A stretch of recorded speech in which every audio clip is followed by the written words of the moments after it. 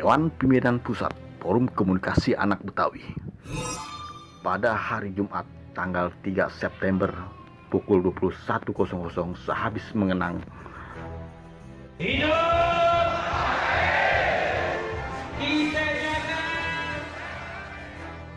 tahlil 40 hari almarhum Haji Anwar Al-Betawi bin Deang, Sekretaris Jenderal DPP Porkabi, mengadakan rapat tertutup Badan Pengurus Harian Forum Komunikasi Anak Betawi yang dipimpin oleh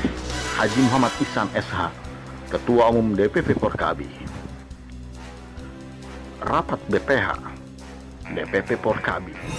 menjelang rapat kerja ke-1 setelah mengadakan Mubes ke-5 Porkabi dan telah melaksanakan pelantikan pengurus DPP Porkabi masa bakti 2021-2026.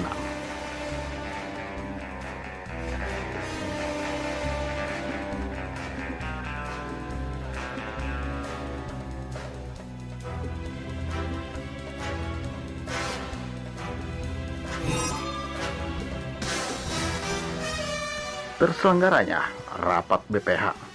DPP Porkabi secara tertutup pastinya dalam protokol kesehatan dari pemerintah